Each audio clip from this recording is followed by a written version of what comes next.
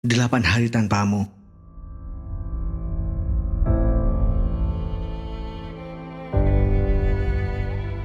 Kamu boleh bilang, aku bodoh dan tolol.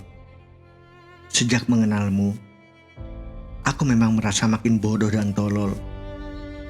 Kamu membutakan semua dan menggelapkan pandanganku tentang cinta.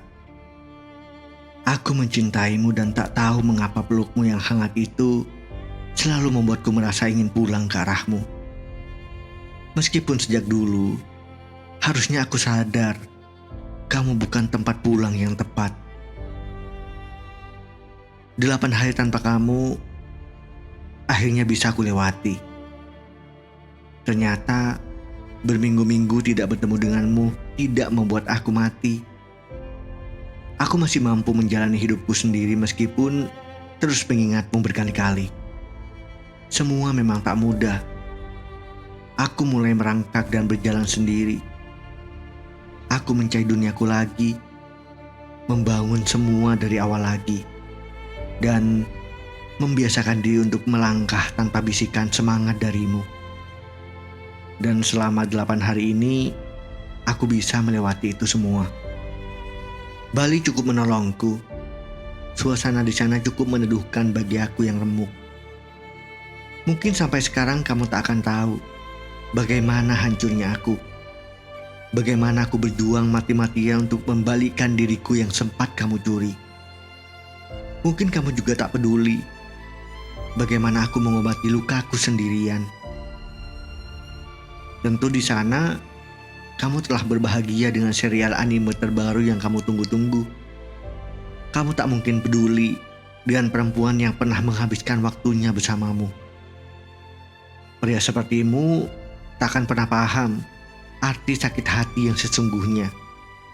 Kamu tidak akan pernah mengerti siapa yang paling terluka di sini. Maafkan kebodohanku karena pernah sempat beberapa kali menghubungi kamu. Dan telepon serta pesan singkatku memang tidak kamu gubris. Sesuai dengan perkiraanku, itu sudah cukup jadi bukti bahwa kamu tak ingin tahu lagi kabar dan keadaanku. Ya, malam itu aku berpikir untuk segera menghapus nomormu dan melupakanmu. Malam itu langit Uluwatu menjadi saksi bahwa aku siap menyembuhkan luka hatiku sendiri dan memaafkan kamu yang menggoreskan jemari tajammu di hatiku.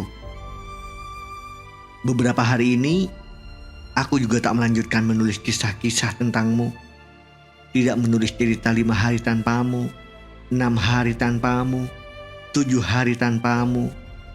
Karena kurasa luka itu tak perlu dihitung-hitung dan ratapanku tentangmu tak perlu lagi aku umbar.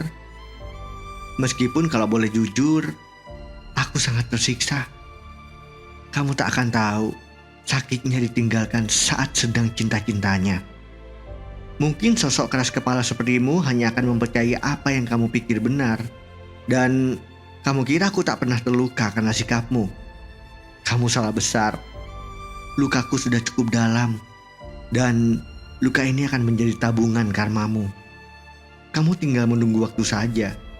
Saat ada seorang wanita lain memberimu sakit hati yang sama, seperti kamu dengan mudahnya mencapakanku.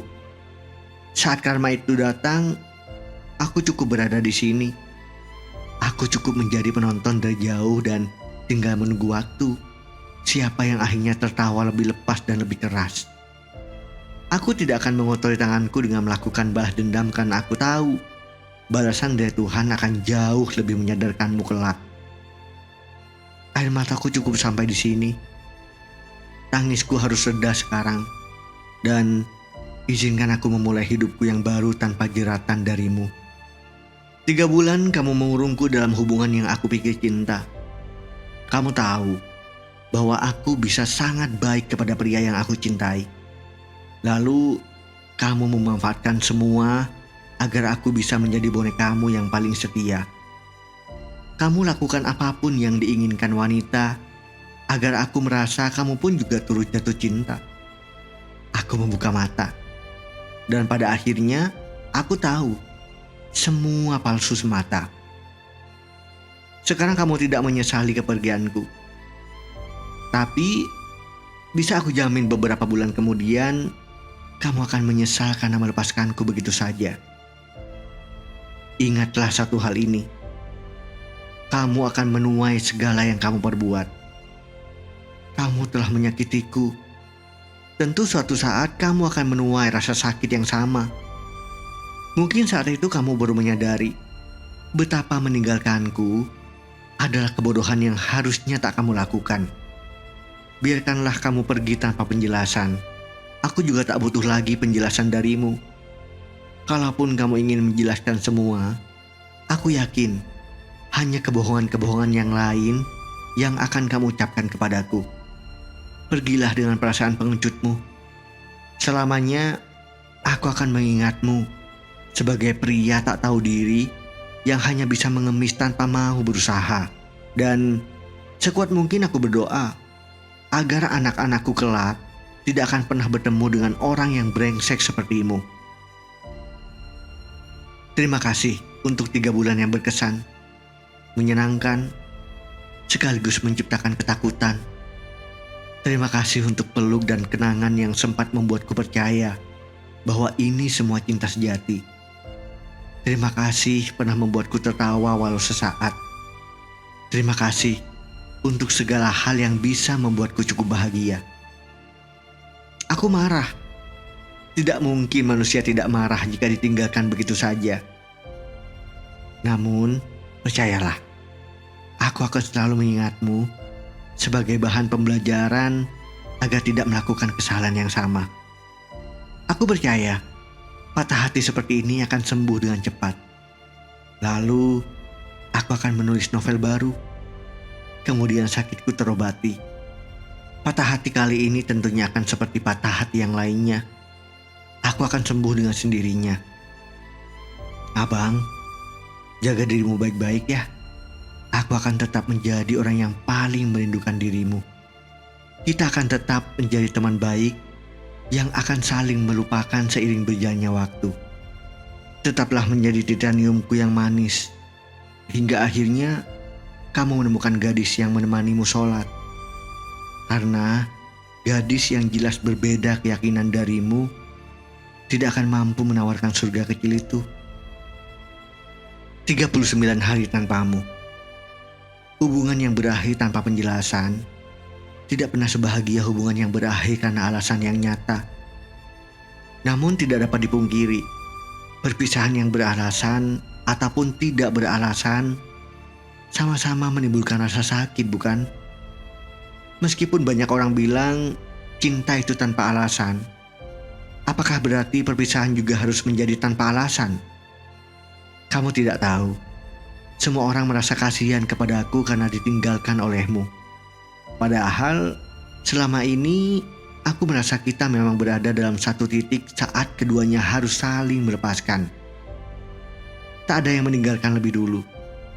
Hanya kamu tidak cukup kuat untuk berjuang lebih keras lagi. Maka kamu memilih menyerah dan melepaskanku. Namun kadang aku berpikir, kamulah yang lebih dulu meninggalkanku. Kamulah yang memilih menyerah ketika aku masih ingin berjuang. Sudah 39 hari sejak kamu pergi, dan aku masih terus mencari alasan paling masuk akal, paling positif, yang bisa aku cerna dengan akal sehatku mengenai berakhirnya hubungan kita. Kalau kamu mau tahu, hal itu tidak mudah. Hari-hari tanpamu adalah neraka yang sebenarnya tidak pernah ingin kusentuh. Tetapi ya, terpaksa aku menjalani semua dengan air mata yang kusimpan sendiri. Air mata yang tak akan pernah kamu pahami. Berat, ya. Berat rasanya harus menerima kenyataan bahwa kamu tidak lagi menyapaku lewat aplikasi chat setiap pagi. Berat rasanya harus membiasakan diri tidak lagi mendengar suaramu melalui telepon saat malam hari. Berat rasanya meyakinkan diriku bahwa kita tak akan bertemu lagi. Berat rasanya tidak melihat sepeda motor Honda CBR-mu terparkir di depan kampusku ketika kamu menjemputku. Berat rasanya tidak lagi mendengar ocehan dengan dialek Melayu Bengkulu kamu yang sangat khas itu. Berat rasanya tidak mendengar leluconmu lewat telepon ataupun pertemuan nyata.